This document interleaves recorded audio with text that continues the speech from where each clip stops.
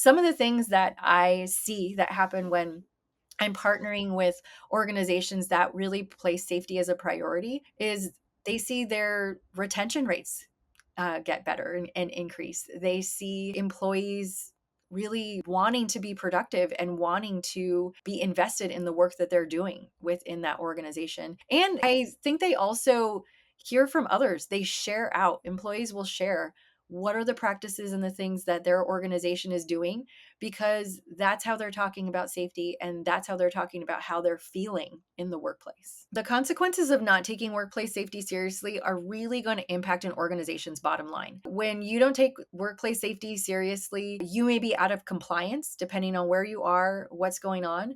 You also may be out of the legal bounds or obligations that you have to supporting and protecting your employees. All of those things make you subject to and potentially exposed to risks for both state fines and also civil litigation. And that means that that could be millions of dollars that could disrupt your business operations, because you now need to focus on how you're managing through an incident that becomes your responsibility because it happened in the workplace.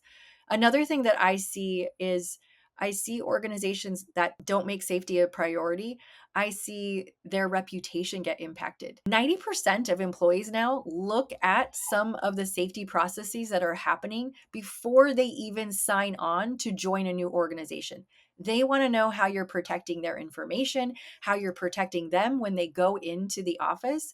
And it's really important to them and something that they really value. And when your name gets out that you're maybe not a safe place to work, that's going to impact you now with the employees and the job prospects. It's also going to impact you in the future, because turning that reputation around could take years, even decades. One of the things that I'm noticing is we have an incident like a Parkland shooting incident that involved a school district. And every time we hear that word Parkland, it's still connected to the significant incident that resulted in fatalities within that school district. It's largely tied to that. And what I observed is we had a separate incident that occurred at a Florida university many miles away from there, but there were former Parkland School District students that attended that university at the same time that that incident occurred.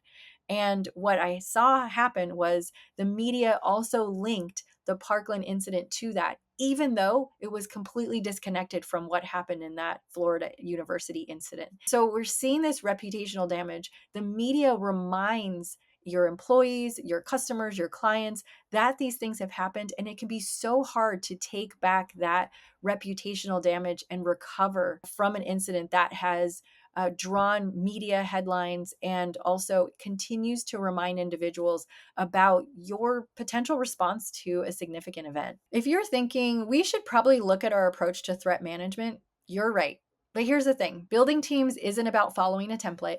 It's about understanding your unique culture and risks in it. I want to talk through this and see what this looks like for your organization. I've got time blocked specifically for strategy calls with leaders ready to be proactive about safety. Just click the link below to grab 30 minutes of my time.